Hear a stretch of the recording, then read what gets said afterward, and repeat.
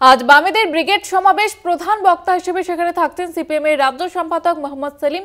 এবং গতকাল থেকে যে ছবি লক্ষ্য করা যাচ্ছে বিভিন্ন জায়গা থেকে, উত্তরবঙ্গ থেকেও গতকাল আমরা দেখেছি যে বহু কর্মী সমর্থক কলকাতার উদ্দেশ্যে রওনা দিয়েছেন এবং একাধিক জেলা থেকে ব্রিগেডের উদ্দেশ্যে রওনা বাম কর্মী সমর্থকদের। এবং এই মুহূর্তে আসানসোলের ছবি আপনারা দেখতে পাচ্ছেন, কিছুক্ষণ আগে আপনারা দেখলেন ঝাড়গ্রামের ছবি।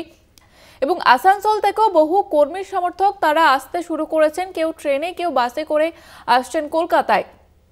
এবং বছর ঘুরলেই ২৬-এর বিধানসভা নির্বাচন, এবং সেই বিধানসভা নির্বাচনের আগে এই সমাবেশ থেকে কি কি বার্তা দেন সিপিএম নেতৃত্বরা, সেদিকেই কিন্তু নজর রয়েছে সকলের। আপনাদের জানিয়ে রাখবো, আজ বামেদের ব্রিগেড সমাবেশের দিকে নজর রয়েছে সকলের। গতকালও আমরা দেখেছিলাম বহু কর্মী সমর্থক দূর দূরান্ত থেকে আসতে শুরু করেছিলেন, এবং সকাল থেকেও যে ছবি দেখা যাচ্ছে পতাকা নিয়ে তারা আসতে শুরু করেছেন, কেউ ট্রেন কেউ বাসে করে আসছেন কলকাতায়। ব্রিগেডের এই সমাবেশের দিকে নজর রয়েছে সকলের। আজ বামেদের ব্রিগেড সমাবেশ এবং বহু দূর দূরান্ত থেকে বহু কর্মী সমর্থক তারা আসছেন।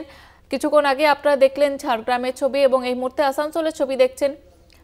জেলা থেকে বহু কর্মী সমর্থক তারা কলকাতার উদ্দেশ্যে রওনা দিয়েছেন সকাল সকাল। প্রতিনিধি পবিত্র বন্দ্যোপাধ্যায় রয়েছে আমাদের সঙ্গে টেলিফোন লাইনে। পবিত্র, কত সংখ্যক কর্মী সমর্থক আসছে কলকাতায় এই বামেদের মহাসমাবেশে? দেখো জয়িতা, যতটুকু আমরা খবর পাচ্ছি যে হাজারেরও বেশি কর্মী সমর্থক এই আসানসোল যে শিল্পাঞ্চল, সেই শিল্পাঞ্চল থেকে রওনা দিয়েছে ইতিমধ্যেই কেউ বাসে করে, কেউ নিজের প্রাইভেট কারে।